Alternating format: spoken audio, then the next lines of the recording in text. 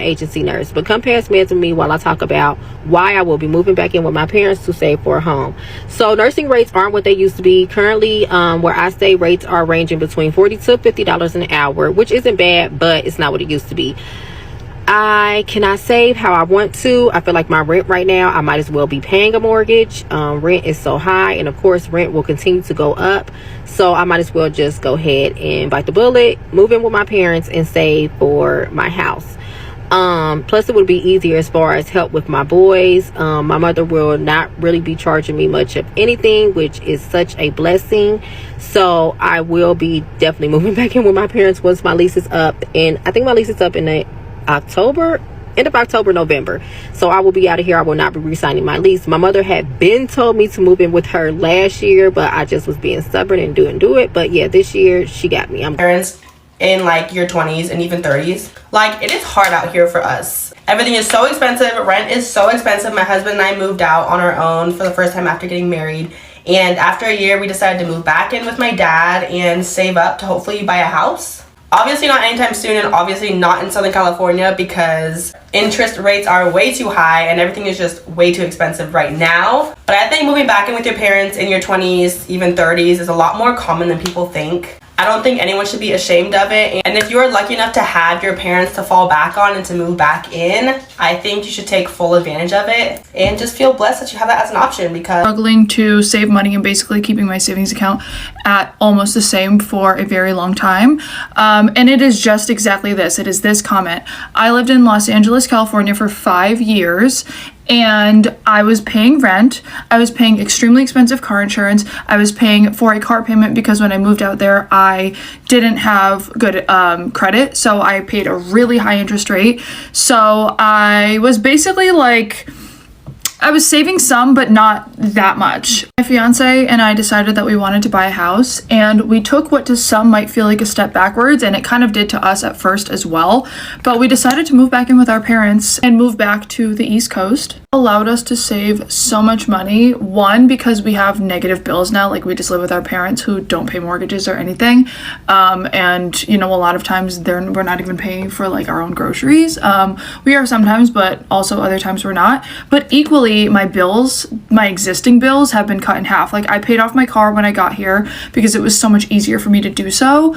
And so I no longer have a car payment, but even my insurance was cut in half from California insurance to Massachusetts insurance. But also, once I got here, because the goal was to buy a house, I made myself a very comprehensive budget plan, which essentially outlined, it's more tough for me because I'm self-employed and I'm an influencer. So for me, it's like my income is different every month, but a basic, like a general gist of how much money I would be making. And then I wrote down everything that comes out of my bank account every single month, and it comes out typically out of my checking account or my business expense account. And then I wrote down all of the things that I would be charging on my credit card monthly, or that I would allow myself to charge. For example, obviously gas, groceries, and then I like put in some fun things, like this is how much I'm allowing myself to spend on coffee or dinners with friends or extracurricular activities, and this is like how much I'm allowed to spend. Granted, it's the holiday season, so I did spend a little more this month, but...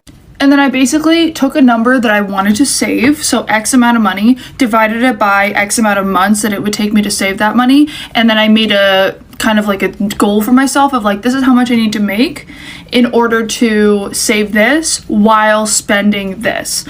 And I've just been trying my best to stick to it. So now that the holidays are over, I think it's going to be a lot easier now that we've really settled in. Bear in mind, we've only moved here 2 months ago, so, you know, it's still a work in progress, but it's feeling... This is the way to go. If you can live with your parents and save up money, I think a lot of people are doing that, and there's absolutely nothing wrong with moving back in with your parents, but there's this just ridiculous stigma against it that shouldn't be there. So if you're living at home, here's a tip. I see so many people moving back in with their parents, and I'm like, y'all, I never left. I did an internship in Florida, came back, I knew this was home. You do this short-term, thing for a long-term investment in the end, right? And I think to myself, I have forever to have my home and my peace and my sanity. That's longevity. Do this for now. So the tip is, you know your parent.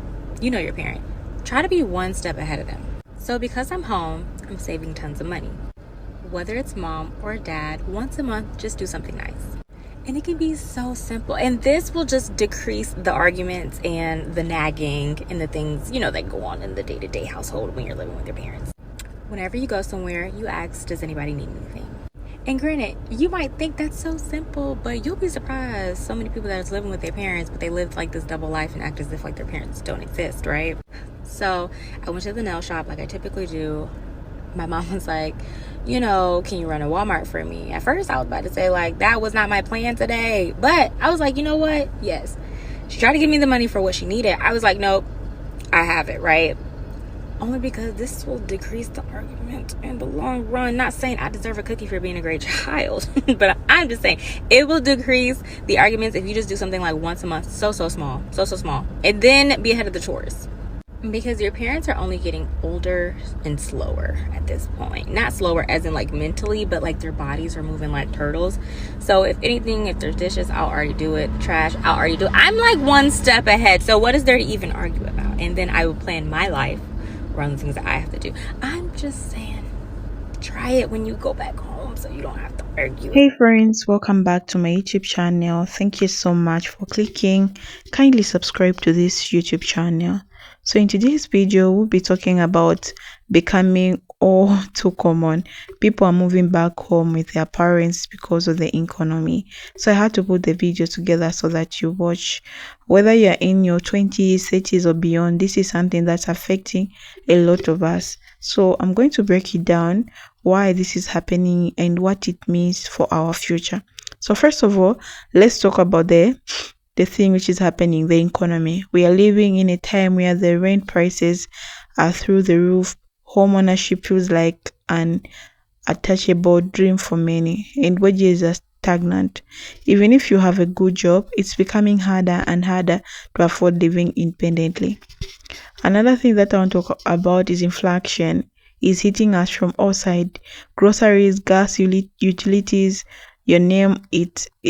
It's last not even get started to student loans. For many, moving back with their parents is not a choice, it's a necessity. It's a way to stay afloat financially when everything else seems to be working against you. Again, we're going to talk about the job market is not helping either. We are seeing a rise in gig work and part-time position, but those jobs often don't come with benefits or job security. Even if with a college degree, finding a stable, well-paying job can be challenging. And for those who are to land a decent job, it often comes with a high stress and long hours, leaving little time for anything else. And on top of that, people have been applying for job and are not finding jobs. Like the job market is tough. People are advertising jobs on LinkedIn, Indeed, but when you apply, you're not getting the response. People have been doing 500 interviews, but they're not landing to a job. So how do you expect someone to pay rent, gas, electricity without a job? It's very hard. It's very hard to deal with, and a lot of young people are going to frustrations. We've seen people going now the other way, where they have to pack everything from their apartments and they start living in their cars. We've seen people living in their cars just to save rent, because this person gets paid 1,500 or even lower than that, or maybe the increase of rent. Okay, people have been experiencing increase of rent lately, which has been very disturbing, and people they can't even afford to pay the rent.